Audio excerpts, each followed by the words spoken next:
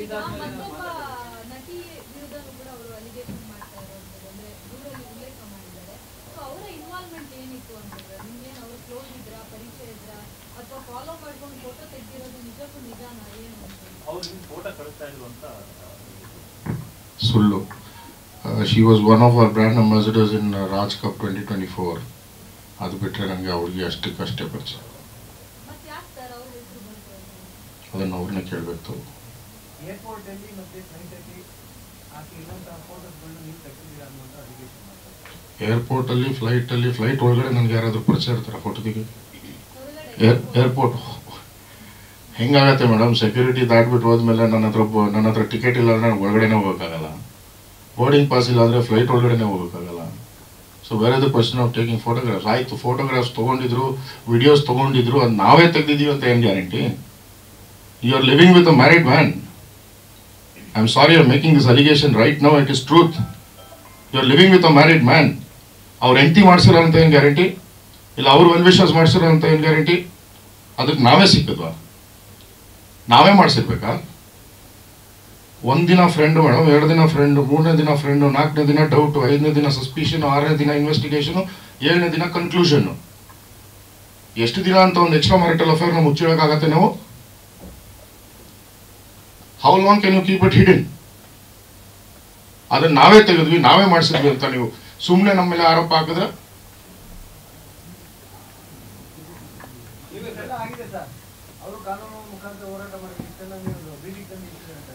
ನೀವೇನಾದ್ರೂ ಇದಕ್ಕೆ ಕಾನೂನು ಮುಖಾಂತರ ಉತ್ತರ ಕೊಡ್ತೀರಾ ಅಥವಾ ಏನಾರ ಮಾಡ್ತೀರಿ? ಸರ್, ಕಂಪ್ಲೇಂಟ್ ಕೊಡಬೇಕಾಯ್ತು ಅಂದ್ರೆ ಸಾವಿರಾರು ಕಂಪ್ಲೇಂಟ್ ಕೊಡ್ಬೋದಾಯ್ತು. ಸಿವಿಲ್ ಸೂಟ್ ಹಾಕಬೇಕು ಅಂದಿದ್ರೆ ಇಷ್ಟೊತ್ತಿಗೆ ರಿಕವರಿ ಸೂಟ್ಗಳು ಒಂದು 10 ಹಾಕ್ಬೋದಾಯ್ತು. 2 ವರ್ಷವರೆಗೂ ಕಾಯೋ ನೆಸೆಸಿಟಿ ನನಗೆ ಇರಲಿಲ್ಲ. 10 ರಿಕವರಿ ಸೂಟ್ ಹಾಕ್ಬೋದಾಯ್ತು. ನಾನು ಯಾವುದೇ ತರ ಕಾನೂನು I didn't want to take any legal action is because I want to end it. ಆಗೋದೆಲ್ಲ ಒಳ್ಳೇದಕ್ಕೆ ಅಂತಾರಲ್ಲ ಆ ಥರ ಜಸ್ಟ್ ಫಿನಿಶ್ ಅಂಡ್ ಗಾನ್. ಈಗ ಮತ್ತೆ ಶುರು ಆಗಿದೆ, ಏನ್ ಮಾಡೋಣ? ಅದಕ್ಕೆ ಹೇಳಿ ಬೀದಿಗೆ ತಂದು ನಿಲ್ಸೋರು ನಮ್ಮನ್ನ ಅಂತ. ಅವ್ರು ಏನ್ ಕೇಸ್ ಹಾಕಿದ್ರು ಅದನ್ನೇ ಲೀಗಲ್ ಆಗಿ ಫೈಟ್ ಮಾಡ್ತೀನಿ.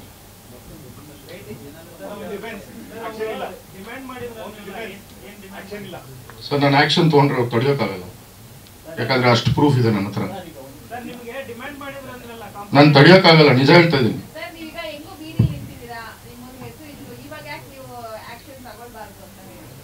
ಮೇಡಮ್ ತಗೊಂಡು ಏನ್ ಮಾಡ್ಲಿ? ಒಂದ್ ನಿಮಿಷ ಮೇಡಮ್, ತಮ್ಮ ಕ್ವಶನ್ಗೆ ಹೇಳ್ತೀನಿ. ಇವತ್ತು ಆಕ್ಷನ್ ತಗೊಂತೀನಿ, ನಾಳೆ ಸಿವಿಲ್ ಸೂಟ್ ಹಾಕ್ತೀನಿ, ರಿಕವರಿ ಸೂಟ್ ಹಾಕ್ತೀನಿ, ಕೋರ್ಟ್ ಆರ್ಡರ್ ಆಗತ್ತೆ, ಕೊಡ್ತಾರಾ? ಕೊಡೋಕ್ಕಾಗತ್ತಾ? ಏನ್ ಸುಖ ಮೇಡಮ್? ಅವ್ರಿಗೆ ಬುದ್ಧಿ ಇಲ್ಲ ಅಂದ್ರೆ ನಮಗ್ ಬುದ್ಧಿ ಇದ್ರೆ ಟೈಮ್ ವೇಸ್ಟ್ ಮಾಡ್ಕೊಂಡು ಕೂತ್ಕೋಬೇಕು ಅಷ್ಟೇ. ಸಿವಿಲ್ ಇಂಪ್ರೆಸನ್ಮೆಂಟ್ ಆಗತ್ತೆ ಅಷ್ಟೇ ಅವ್ರಿಗೆ.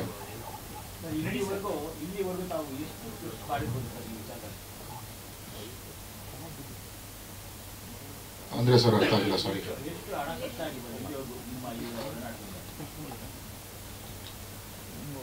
ಒಂದು ಅಂದಾಜು ಒಂದು 2.5 crores ಆಗಿರ್ಬೋದು. ಪ್ರಾಪರ್ಟಿ ಕಾರ್ ಬಿಟ್ಟು ಒಂದು 3.5-3.5 ಕೋಟಿ ಆಗುತ್ತೆ. ಕಾರ್ ಒಂದು ನನ್ನ ಹತ್ರ ಇದೆ.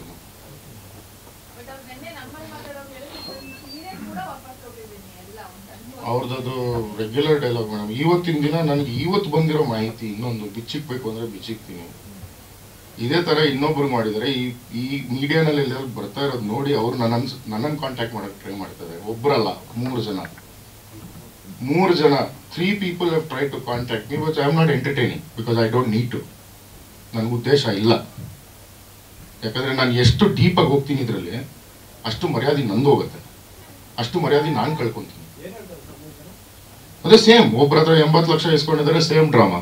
Modus operandi is the same. Tablet ತಿಂತೀನಿ, ಹ್ಯಾಂಗ್ ಮಾಡ್ಕೊತೀನಿ, ಸೂಸೈಡ್ ಮಾಡ್ಕೊತೀನಿ, ಟ್ಯಾಬ್ಲೆಟ್ ತಿಂದುಬಿಟ್ಟಿದ್ದೀನಿ. Same modus operandi is the same everywhere. So suicide is nothing but a weapon. Suicide ಮಾಡ್ಕೊಳ್ಳೋರು ಯಾರೂ ವಿಡಿಯೋಗ್ರಫಿ ಮಾಡಿ ಸೂಸೈಡ್ ಮಾಡ್ಕೊತೀನಿ ಅಂತ ಹೇಳಲ್ಲ.